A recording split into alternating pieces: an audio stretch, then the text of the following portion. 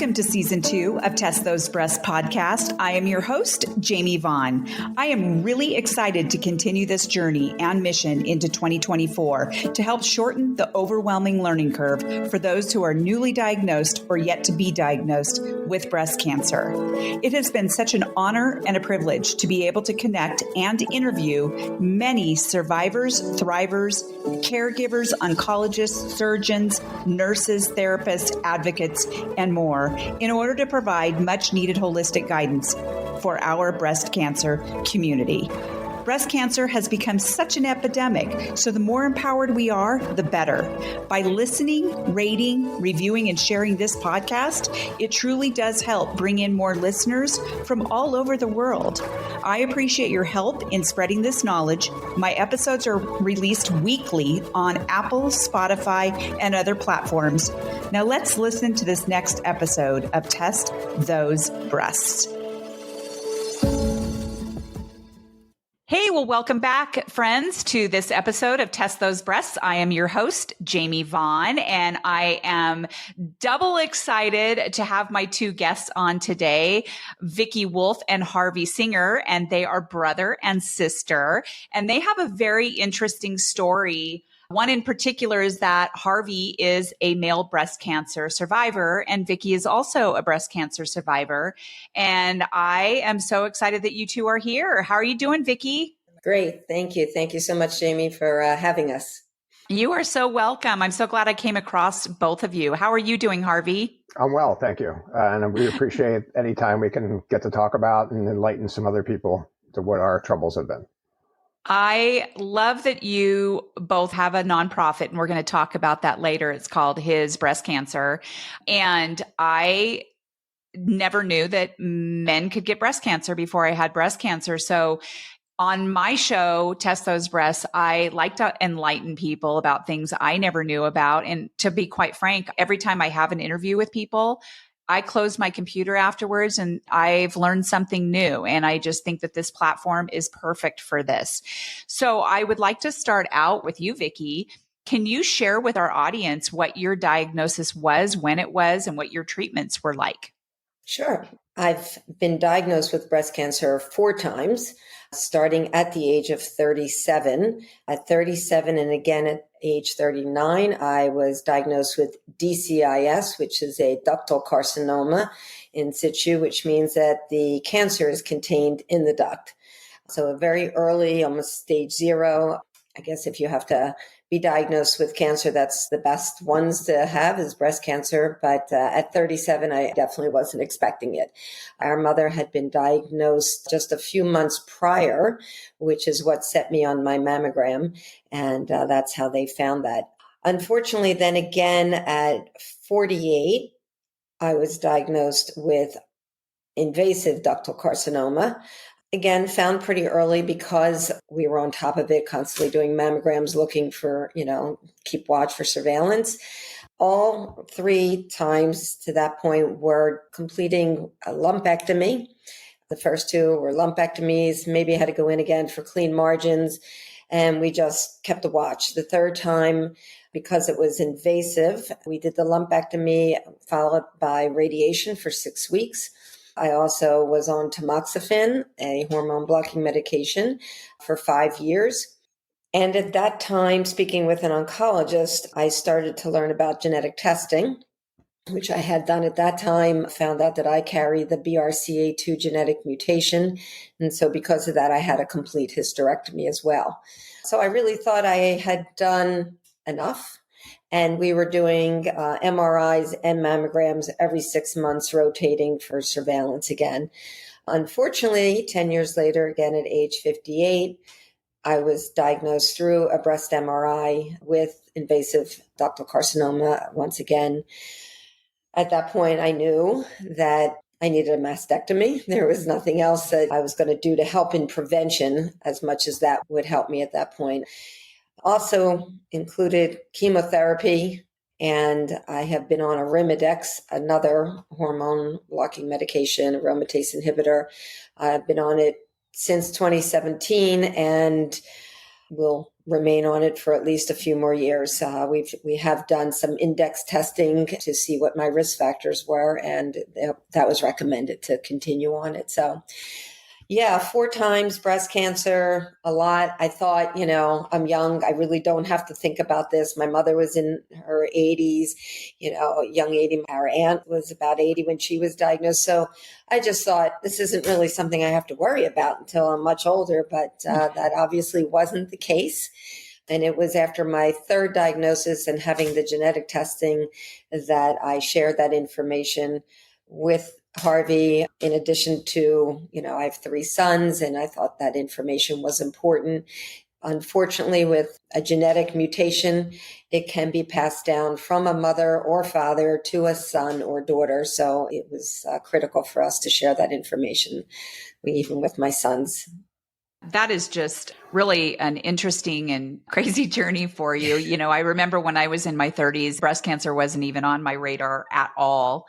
And so come to find out, so many younger women are getting breast cancer now. And so I've interviewed quite a few guests who were in either their late 20s or early 30s who have gotten breast cancer. And a lot of them didn't even have it in their family. So it's just sort of this this thing that might happen to you. And again, that's one of the reasons I started the podcast is I want to be able to educate people, like a lot of education before they're even diagnosed, if they are diagnosed, because I felt like when I got mine, I just didn't know enough. And I'm just so glad that you're out there to be able to help with that effort of educating people, no matter whether they've been diagnosed or not. Right. I have 3 sons, and even though they're young adults, they are adults in their 30s and 40s. They perform self-breast exams. They've had baseline mammograms. And it's something that even as a young man, you have to be attentive to your own breast and checking yourself, which we provide information through our nonprofit organization as well, through hisbreastcancer. So. Right. And then, of course, Uncle Harvey gets breast cancer. So, Harvey, where in that timeline do you fall when you got breast cancer? And can you share with us what the diagnosis was and the treatments and your journey? So after Vicki and my mom were diagnosed a couple months apart, and then she had I was concerned for them. We were living a ways apart, but she kept me informed as to what was going on with both my mom and with her. And I took it like everything was going okay. And then she got genetic testing and called me and kind of warned me that I could be carrying this genetic mutation. And I said, well, okay, but I'm not going to get breast cancer. So she goes, well, it can also cause prostate cancer, melanoma, pancreatic cancer, ovarian cancer, which I knew I wasn't going to get. But I said, okay, I'll just take it on advice. And then about 8 months later, I had noticed a change in my left breast, especially in my nipple. And I was a little overweight at the time, and I thought I was just flabby and out of shape. And then it started to hurt a little bit. And I was in Chicago with a bunch of guys that we meet up with every year, including Vicki's husband. And a guy I hadn't seen in a while gave me a big bear hug. And when he hugged me, I got a pain that shot from my left nipple into my ear, almost like somebody had stuck a knife at my chest. And I said, okay, that's not right. And when I got back, I showed it to my wife. My wife said, oh, you're always looking for something. You're a hypochondriac. And she goes, if you're really worried about, go to your doctor. Male breast cancer really wasn't on our radar, even though Vicki had warned me. It still wasn't there. But at that point, I kind of knew something was up. So I went to my doctor. There was a female physician, internist, and she felt around for about 10 seconds and said, I'm sending you for a mammogram. I said, how can a guy do a mammogram? And she said, just like we do it for women with small breasts, and this was a Friday afternoon. She goes, but I don't want you to worry about it all weekend. So let's just go get the mammogram and clear it up. By the time I got the mammogram, the ultrasound, they scheduled me for a biopsy the following week. But at that point, I knew what was going on. I didn't have to wait for a needle biopsy to tell me. It was running in my family. She had warned me. I did some research. I was diagnosed after the needle biopsy. They said it's definitely malignant, scheduled surgery. I was 54 years old. My kids were finally out of the house. They were in college. I didn't expect to be starting this whole new journey of being sick. I was hoping to get my life back to go where I could play golf when I wanted to and do what I wanted to do. And I started the journey. But having the surgery, it was stage 1. I had a full mastectomy. With guys, they cannot do a lumpectomy. I guess they can now if it's in a very specific place. But at that time, it was just let's have a mastectomy. The big question was bilateral or singular. And my surgeon kind of convinced me that I didn't need to do both. The odds of me getting recurrence in the other breast were pretty slim. We were going to do surveillance anyway. Retrospectively, I probably should have done both at the time, but I'm not going to go back and have a preventative mastectomy now. I do surveillance twice a year, MRI and mammography for my other breast. Mm-hmm. But the journey just took us in a place when I finished through my treatment. I also had prophylactic chemotherapy, non-extenuating disease, but BRCA2 mutation cancers are very aggressive in most cases, and oncotypes were high. So I went to 4 different oncologists trying to avoid having somebody tell me you don't need chemotherapy, but that wasn't the case. What differed was the type of chemotherapy, but that's another story for another day. We can talk about later if you want. But when we finished, Vicki and I have 5 boys, and we now know that each one of those boys was 50-50 to carry the mutation. And going through as a guy was very difficult. The system was not set up for guys. It's still not really set up. It's better now, and we like to think we had something to do with changing some of that. The protocols were there. The forms were different. There were forms asking you most of the things. When was your last period? You had vaginal dryness, things like that just don't go with a guy. And it was just, the whole thing was very emasculating. And we just said, Vicki and I said, we have to do something to change this, which is why we started the foundation, to make guys aware. And just like you said, you didn't know until it hit you over. Most guys don't know. I would say 99% of guys don't know this. And Vicki and I will tell you point blank, we've had a lot of physicians and healthcare professionals that didn't know. They'll look at my chart and they'll go, wow, I didn't know a guy could get breast cancer. You know, it's like, you must have missed that class at medical school. So we work hard to try and educate and let people know, but it's been an interesting journey, one we never expected to take. I never expected to take it. You know, I was concerned about cancer like everybody else in the world, but I never thought I'd get breast cancer. That's really interesting that doctors aren't aware either. And it seems like you are a second opinion person too. So we're going to talk about that a little bit later. But to be honest with you guys, I sought you out because I wanted to know more about male breast cancer. So clearly you guys are out there. And when I reached out to Vicki, I really wanted to be able to highlight breast cancer in men. And I think it's so important for all of us to know. There were a lot of things I didn't know. I didn't know there was breast reconstruction, the kind that I had. You know, I thought there was just implants or going flat. So I try really hard to have guests on my podcast that so many people don't even know about. So I'm so glad that you're here and that you're able to share your story. Did you say that you got prostate cancer later on? Yep. I actually think I had prostate cancer before I had breast cancer, but I was under the care of a urologist that did a biopsy of my prostate and came back negative, which later on I found out is not that uncommon. But 18 months later, I was officially diagnosed with prostate cancer caused by the same genetic mutation, the BRCA2 mutation. Like I said earlier, it likes to cause ovarian, prostate, pancreatic, melanoma, and breast. So I was diagnosed with that. I went through a full prostatectomy. I didn't need chemo for that, but about 2 years later, it started to show its ugly head again in the form of a PSA test. So I actually had what they call pelvic salvage radiation. We knew there was something growing somewhere. We didn't know what it was. So I went back and had 39 treatments of radiation in my pelvic area, just shooting everything, mapped out and shooting everything, which so far so good, has done the trick. My PSA has come back to 0 and it's remained there. But yes, it was getting hit over the head twice. Vicki went through 2 breast cancer diagnoses in 2 years. I went through 2 different cancers, but all caused by the same mutation, the BRCA2 mutation.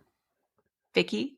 Jamie, you mentioned different types of plastic reconstruction, and it was interesting. I was not eligible for many of the options out there because of my previous breast cancer diagnosis, because I had radiated already the area. I'm on a thinner body type, not a lot of excess fat to take from different areas such as abdomen or thighs. So I actually had a latissimus flap for reconstruction. So they are actually taking your lats, semi-disconnecting them, pull them forward and flip them. Oh, wow. That is part of the reconstruction, along with then, the addition of implants.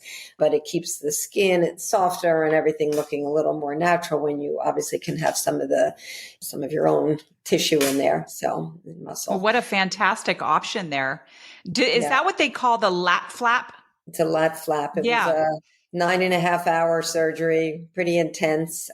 I think in the end, overall pleased. I won't say it doesn't come without its issues or, I did a lot of physical therapy afterwards, which I think really helped me. And I highly recommend anybody going through that type of, any type of reconstruction to make sure you do physical therapy afterwards to get your full range back and movement. I got to get golfing again. Yeah, definitely. Well, I golf or attempt to golf. And they say, with the left flap, golf, tennis, and swimming are the three things that will really hinder. I had a tendency to overswing. I thought it would really help tighten everything up, but it didn't change my swing much. Yeah. Yeah, Harvey. Well, after my surgery, that was not an option. Reconstruction for a guy was not an option in 2008. It is today. They actually have surgeons that specialize in male reconstruction. Look, breasts aren't as important to guys as they are to women. Obviously, it's our society, it's aesthetic. But, like I said, retrospectively, I might have done things differently, but some things weren't available. But they are available today if you want to reconstruct as a guy. It is there for you. Thank you for bringing that in, because my audience knows that I am on a major mission to find all of the excellent plastic and microsurgeons in our country, because I had to go to New Orleans to get mine. And the only reason I went to New Orleans, and I'm so glad that I did, I had a wonderful experience there, but I had a few friends who told me about this place and that they knew somebody who went there and had this kind of surgery. This is how I found out about it. We don't have that in our area. And you have people who really would love to have that surgery, but they don't have it in their area and they may not be able to travel that far to get it. So I want to know where all of the good surgeons are. So if you know any that I can be in touch with in your area, wherever you went, Vicki, or if you know people who deal with male. He retired. Oh, he retired. He did. I'm very sad about it, but he did. Shame on him. Yes. Thank you for sharing that. Vicki, I want to talk a little bit about second opinions and advocating for ourselves. Clearly, you've had a journey of all journeys, and you and Harvey have. You have probably learned so much about insurance, second opinions, self-advocacy. Can you speak to what your thoughts are about those? I highly recommend. I think if you are feeling at all questionable or concerned about what has been suggested to you, and I say suggested or recommended, but you have to know that you have to do what feels right for you. A doctor sees thousands of patients, and what they suggest is just based on their own facts of information that they receive.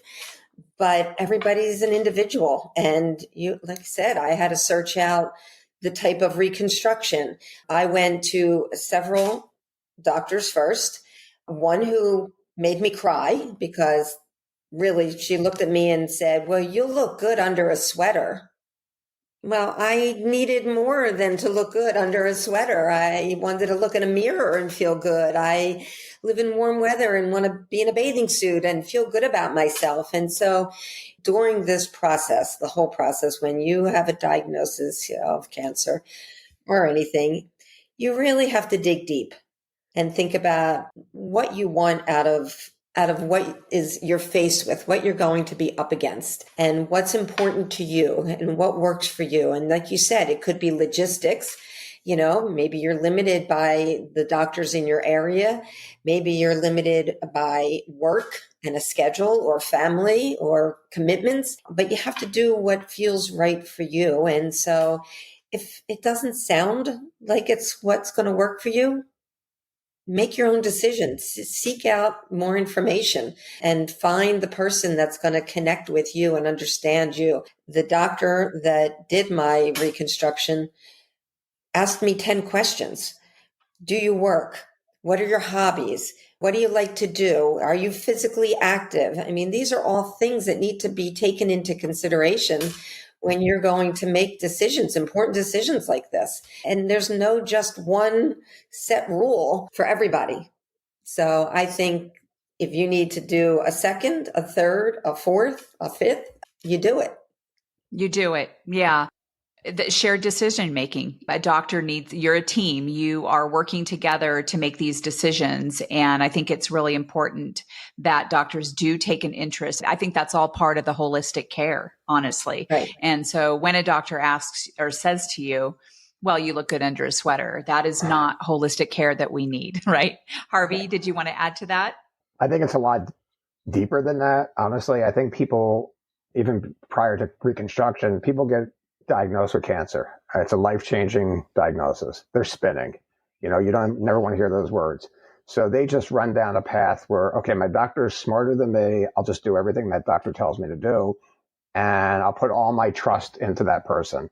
And Vicki and I have talked about this over and over. You are now in charge. These are the most important decisions you're ever going to make in your life.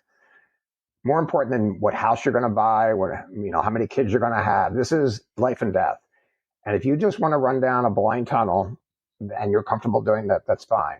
That's not in my DNA. It's not in Vicki's DNA. It's not, and we advocate that most cancer patients it not be in their DNA. Everything's available to you. This information is out there today. We have the internet. We have information at our fingertips.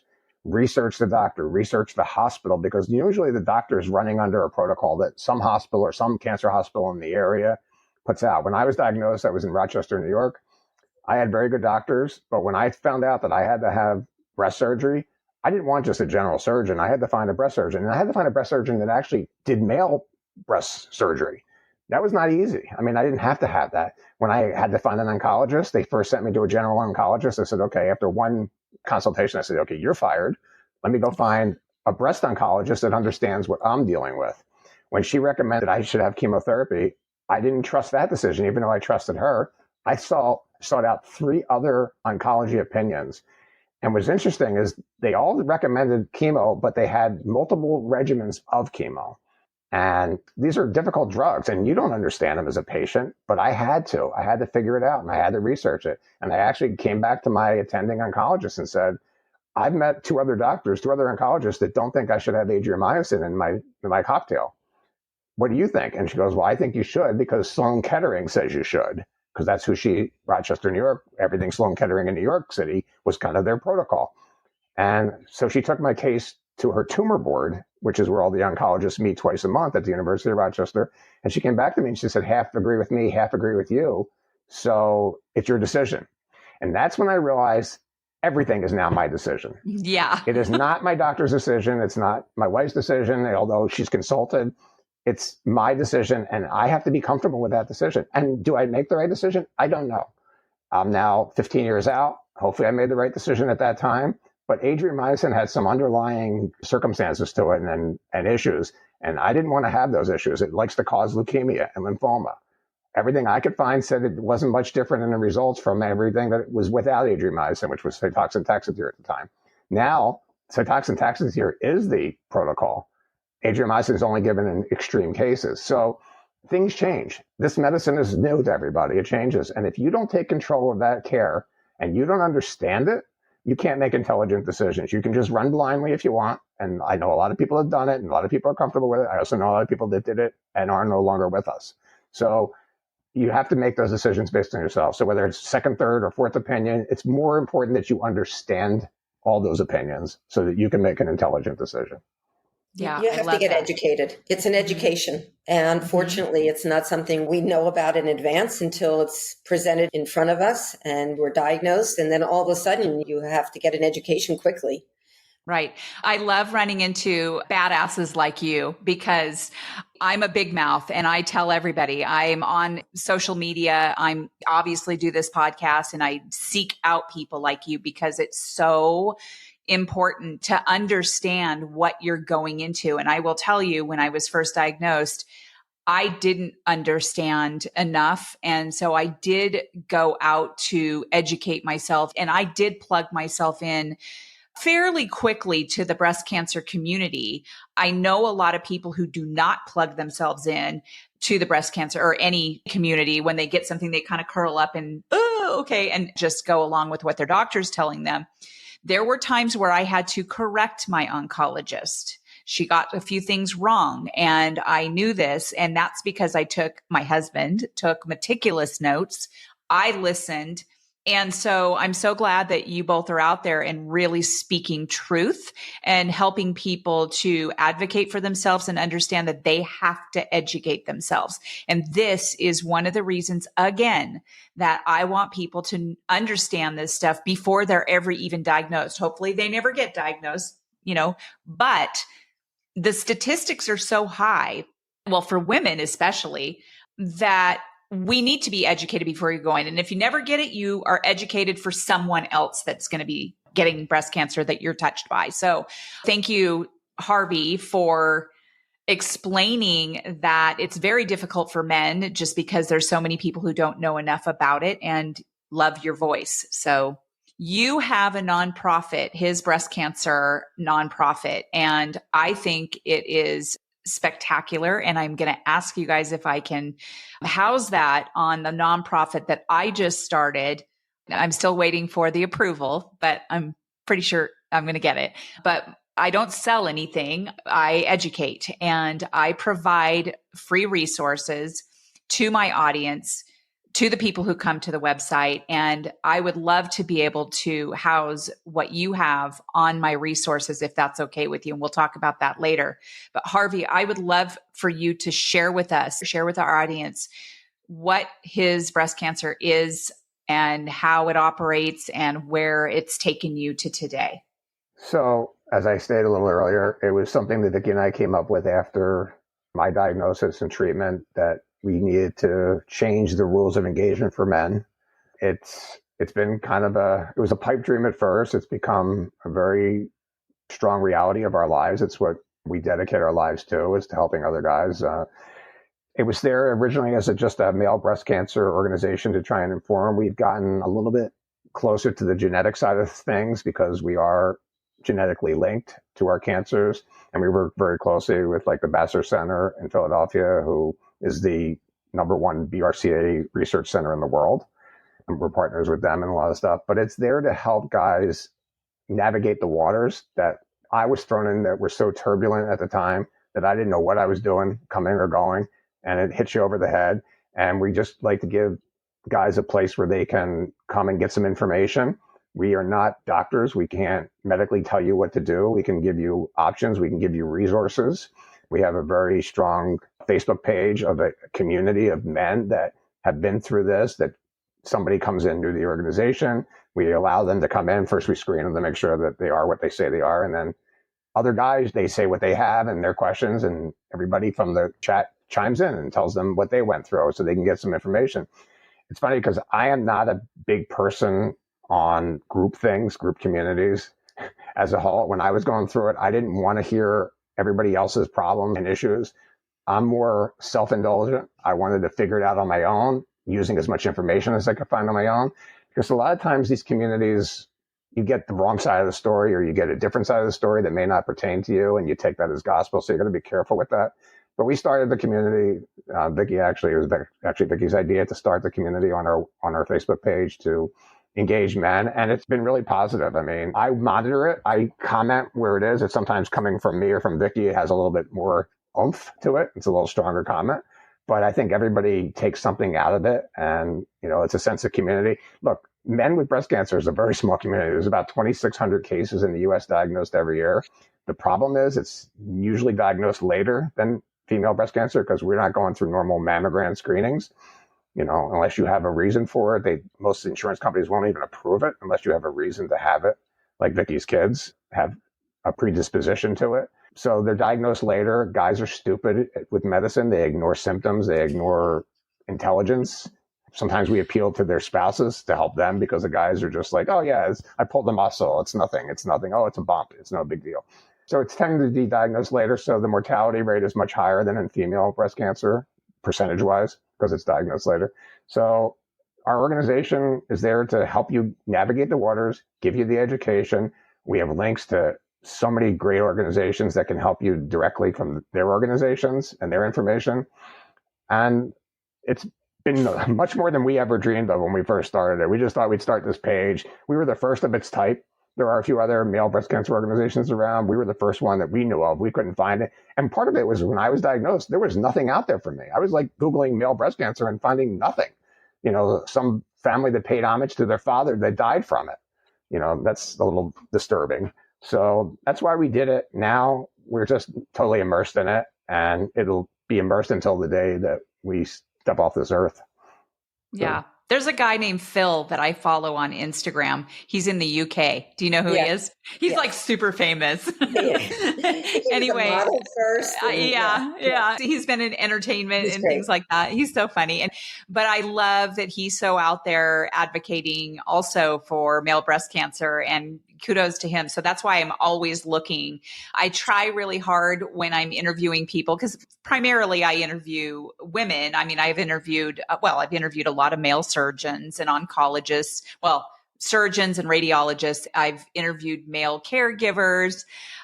I really try to be careful about saying just women, right? I know that it's not just women, and I want to be able to basically say, people, human beings get breast cancer, but sometimes, it doesn't come out that way just because we're conditioned to say females, and it's the sisterhood of all sisterhood, which Vicki and I know that female breast cancer is the sisterhood of all sisterhoods.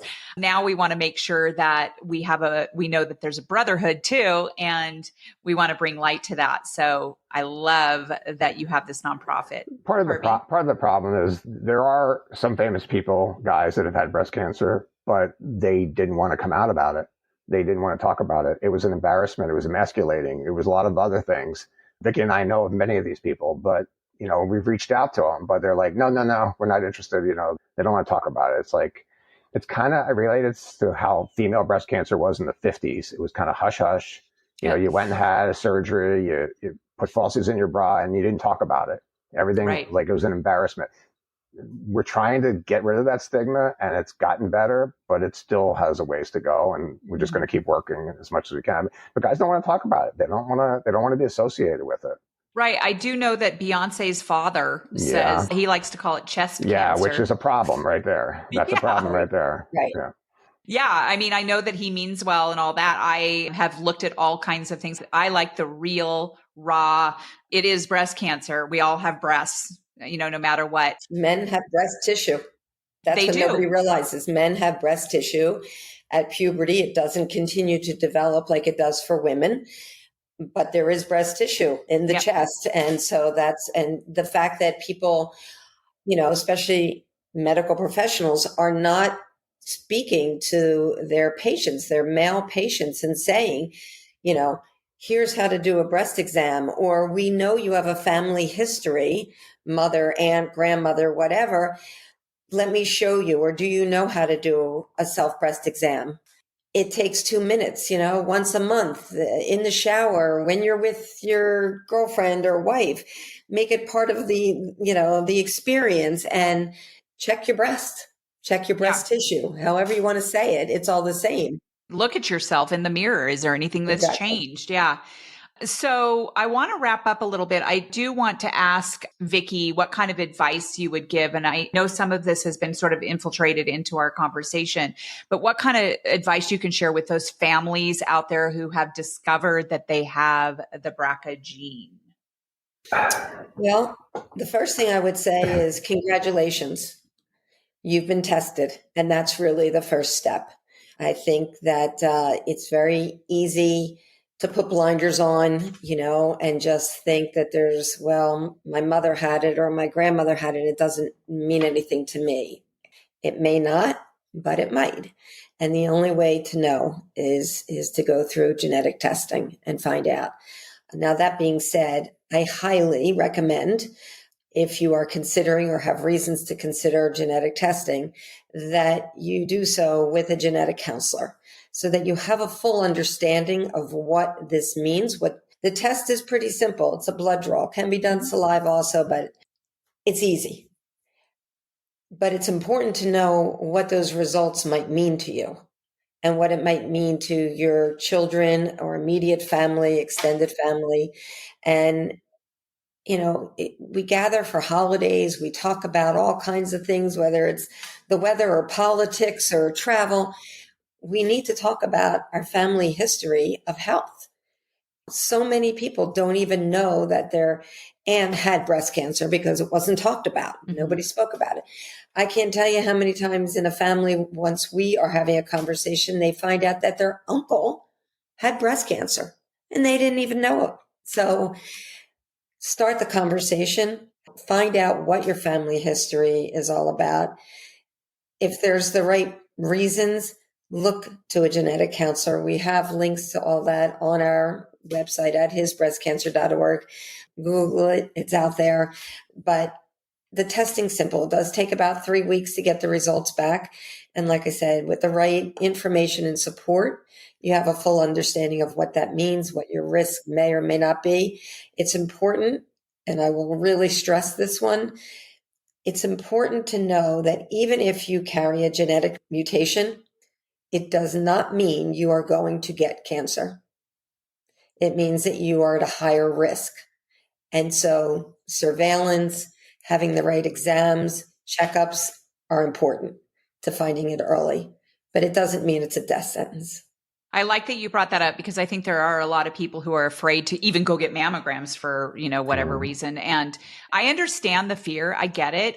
But I also think, you talked about how your uncle didn't talk about it. And part of me is like, did they have any idea? Probably not. How much they can affect other family members and other people by just talking about it. And my guess is no, they don't. They're just fearful and they're embarrassed or whatever it is.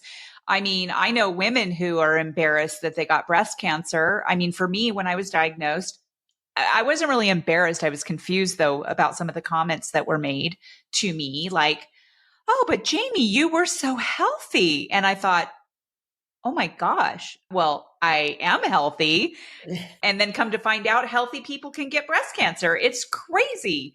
And so just some of the comments that people say are really difficult. And I think a lot of people shy away from oversharing or whatever. I'm just an oversharer because I want to get it out there. I think it's really important. So imagine being a man. Yeah, exactly. Breast cancer. Exactly. Yeah. You're embarrassed by questions, and I know Harvey can share, without even a question, good friend said, are you going to play from the girls' golf tees now? Nice. It's so inappropriate. Right. That's another thing that I do on this podcast is I out people for saying some of the things that they say because it is inappropriate. It's cruel. And I don't think that they mean to be cruel, but to say things like that is just no. Trying to make light of a difficult situation, and they honestly don't know how to respond. And most people don't know how to respond to somebody who has shared with them important information, whether it's cancer or whatever, Right. So yes. it takes those. That's why we bring in some blue to the pink world. Our ribbon, our logo is all pink and blue. We were part of a wonderful documentary called Pink and Blue, Colors of Hereditary Cancer. Highly recommended, especially anybody in the genetics world. So you can look for that. Do we have that on show notes for your resources? Can we add that? We can add that. Yes. I would love that. I would love to watch that. Yes. Harvey, I do see that you have your t-shirt on. I love the logo. I love how it's just out there. Love it. Yeah. It's funny because today I had physical therapy. I'm going through an issue with my neck and shoulder, and I had physical therapy, and I was wearing this shirt, and my physical therapist started asking me about the shirt. And on the back of the shirt is like things that did you know that men can get breast cancer? All the other things that go with it. And I wear it to the gym all the time. I'm in the gym 3 times a week or so, and I wait for somebody to look at me. Even it's funny because they don't usually engage me, but I'll see them looking and then I'll immediately engage them. At first, the first year or so, I was embarrassed. I would go to the beach. I would keep my shirt on. I didn't want anybody to see it. And then I realized the more I can get educated, the more people I can get to talk about, the more people I can get to educate them and maybe save their lives. So, or somebody they might know. So yeah. I wear it proudly. It's a great t-shirt, by the way. Get it on our website. I love it. I need it. But yeah, I do it so people can see it and then ask about it. It's like they don't understand. I mean, his comes from, they're actually my initials. So it was an easy name for our foundation because it means for a guy. But yes, it's been an interesting way to get it out there. And we do as much as we can to promote it. Just not because you had mentioned before about our website. Our organization was started in 2010.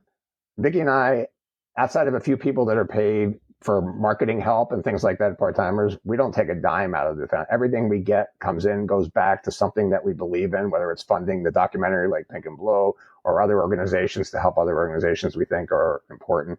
We don't take anything directly. We don't have a whole staff of salaried people. Like Susan G. Komen's a great organization, but 95% of which Susan G. Komen comes in to fund Susan G. Komen, all the people on salary there. That's not what we do. And we'll never be that big because we don't want to have an organization like that. We don't want that. We just want to help. So that's why we do what we do. That is my philosophy on mine too. I just will be using it to run my podcast because it is all self-funded. And so I want to make sure that it's more sustainable. And so I want to take those donations and make sure that my podcast and the website and all of those things can keep on going so that I can educate people. But I also have grand plans of having a fund for like each month or whatever, or maybe every other month, to go to someone in need. There'll be an application process, and I've got a small board that are volunteering for me, and they will make the decisions of where the funds will go. And so I will not take any money from breast cancer patients or anything. And I want to stay small. I don't want to be a big organization either. I'm retired, and I don't know if you know this, Harvey, I know Vicki does, but I was diagnosed with my breast cancer 1 week after I retired from the school district. Wow. So it's like, I spent my whole You would have rather had the gold watch, huh? Go gold watch, go camping. We had to cancel a lot of trips, and I spent the whole entire first year of my retirement doing exactly the opposite of what I thought I was going to be doing.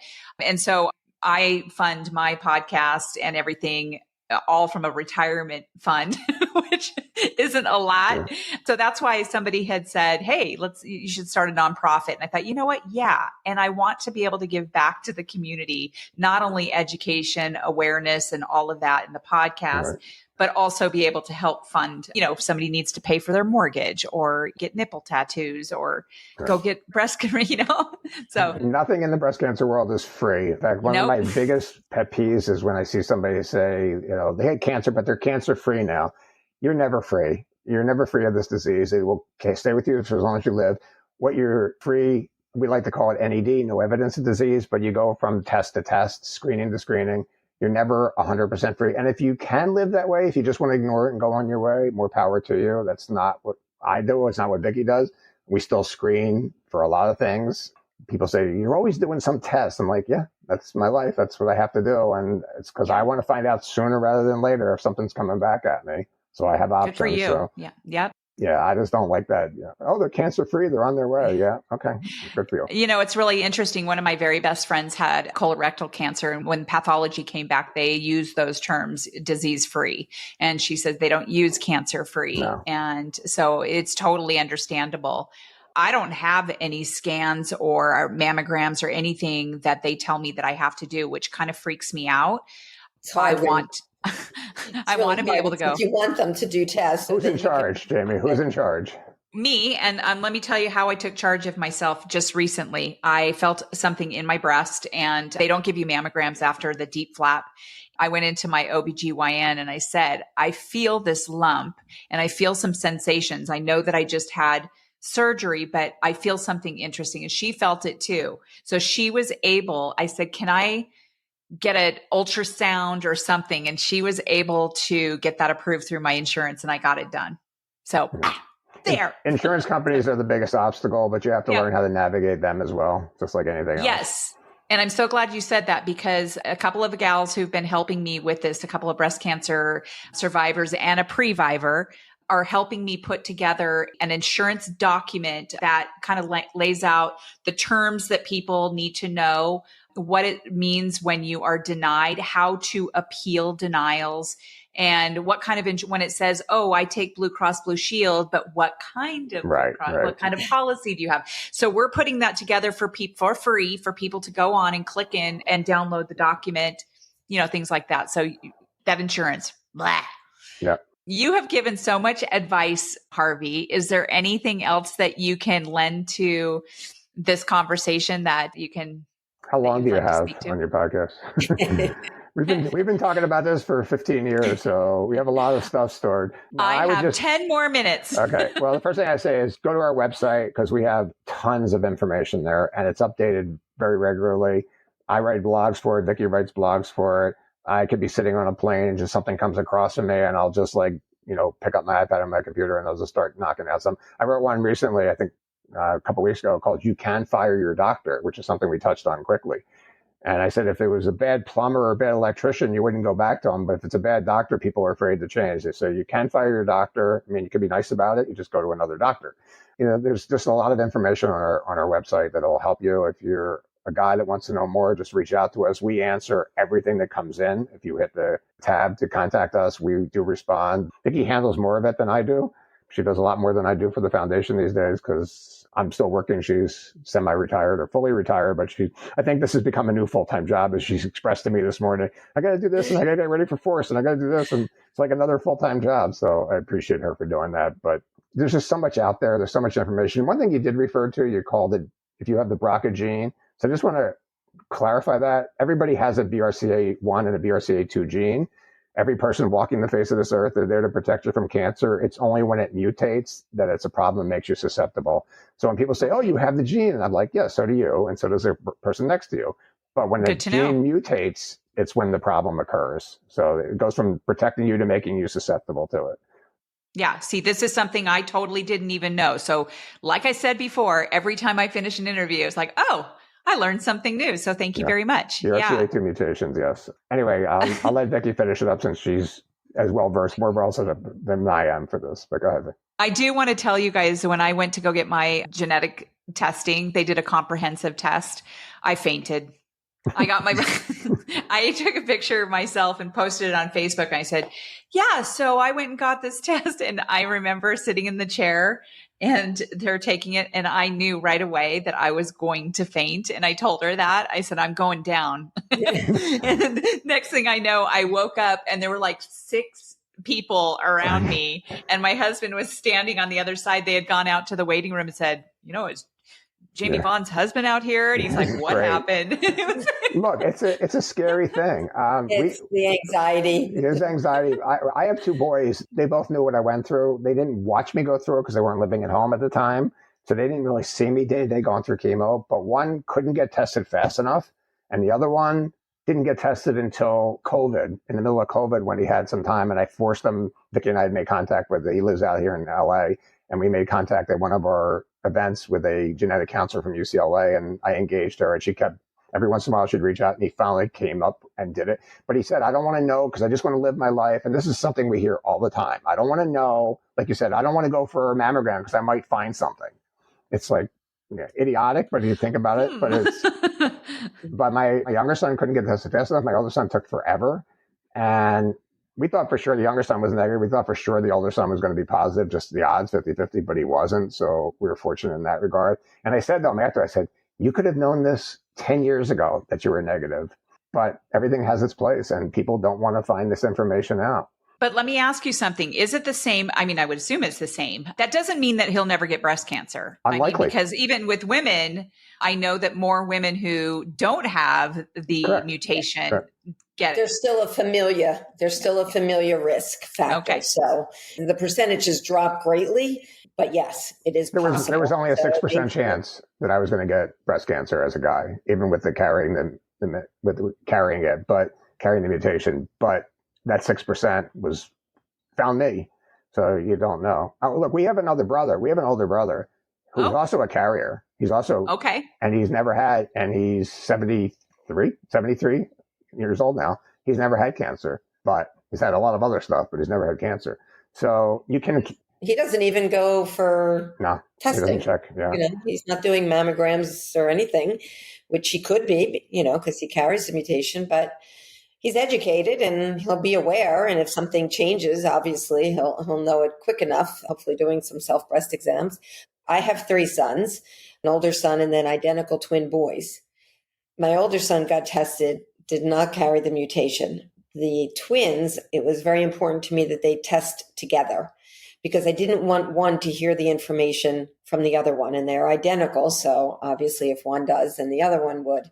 So they did. They waited till they were both ready, married, and one of them already had a child, but they knew even if they were positive that they wouldn't choose to do some of the things that you can choose now in preventing it.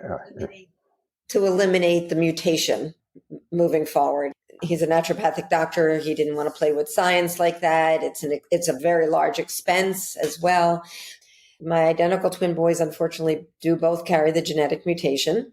And as I said, they go every year for a mammogram, baseline mammogram. They see the oncologist. They are involved with the young adult support group through the Vassar Center as well. They're obviously very informed. But I have 6 grandchildren, 4 from the set of twins, a boy and a girl each. So I have 3 boys, 3 girls. And when I got tested, it wasn't about me. When I first got tested, I tested because I thought one day maybe there will be a vaccine and my children, grandchildren, great-grandchildren, that will help them. If they have this information, this can be a life-saving support for them. I wasn't really thinking about my brother either. It was really just about my children, my family. And in the end, obviously, we're much closer to the possibilities of a vaccine. And I'm sure there'll be many, many things on the horizon in the cancer and breast cancer world. And I think this is great information to have. What you choose to do with it is up to you, but I think it's great information to have. So to not get tested, to put on those blinders, to shame, because it's selfish. It's not just about you. Do you on your website have resources of where really good places to donate for research at all? To donate for research? Well, I mean, we are mostly Vassar. We list on our resource page many organizations, nonprofit organizations, and they would all welcome donations, as do we. So my point is that so your funds do go towards research too. That's what I'm kind of getting at, is that there's so many people out there who are wanting to donate to a legitimate source that is going to go towards research and coming up with the vaccine or whatever. Right. We work with other organizations who are doing advocacy work. We are writing letters to local and people in Washington, D.C., advocating for changes in testing, changes in exams, and, whether it's genetics, male breast cancer, et cetera. So, yes, that is daily for us. But Vassar is probably the main research center that we support, if you just want research, because they're leading the charge for this vaccine.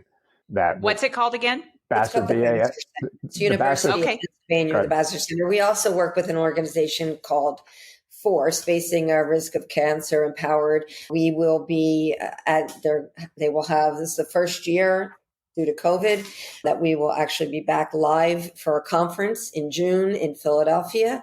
We will be there not only to sit in on sessions and join in on discussions, but we will be exhibiting as well to reach other people. So they do a lot of advocacy work, legal, helping to make changes. So, I mean, I've sat in the office of Komen and had conversations with them about what can be done and how things can be done differently. So yes, that is what we do.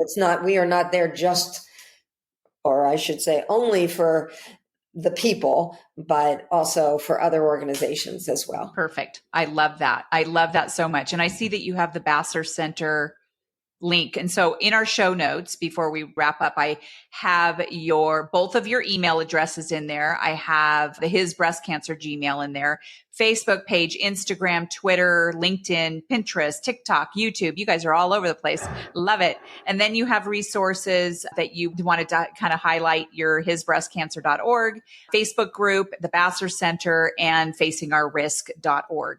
I love it. And I'll add so many great. I was just going to say, I know there's on there mentioned, Harvey has written a book. It's called Sir, You Have Breast Cancer. I got it. I see it. That is available directly on Amazon. Harvey, you can touch on that a little bit about your book. It's just, I wrote it going through chemo and I needed something to cathartically get me through the nights that I couldn't sleep. I do have a journalism background, so I just penned the book and I put it away. And then after prostate cancer, I started seeing a therapist to discuss it. And she told me, she got a lot to say, you should write a book. And I told her I did, but I never finished it. So I went back and finished it. It's not a medical, depressing book. It went back through my life, my youth, some of my party days. So I tried to keep it, with some brevity. So it wasn't like just about the pressing. I've read enough of those books, but so that's on there. When I retire, I'll probably do the second edition of that. I will do a follow-up, a sequel to that, which I have so much more information now than I had in 2010 when I wrote it. Well, and that was probably a really nice healing mechanism for you. Like people have always told me, hey, you should write a book. I'm like, I don't want to write a book. I know I'll podcast because I like talking to people. So this is my way of healing and giving back to the community. So, well, Harvey and Vicki, I just really am thrilled that we got to have this conversation. I feel like I know you so much better now. And I really hope in the future, near future, we can collaborate. And I would love to be able to house your stuff on my website. And I will let you know when this episode releases. It will be pretty quickly. So with that, is there anything you would like to leave our audience with before we say goodbye for now? Do your self-breast exam, men and women. Yeah. Know your body, know your choices, advocate for yourself, be informed. Love it. So thank you for doing what you do.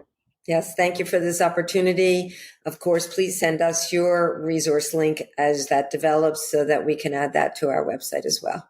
I will absolutely do that. Okay. Thank you both. And to my audience, thank you once again for joining me on this episode of Test Those Breasts. And remember to go to your platform and do a little rating, maybe put a little review on there. It does help get it out there to the rest of the community.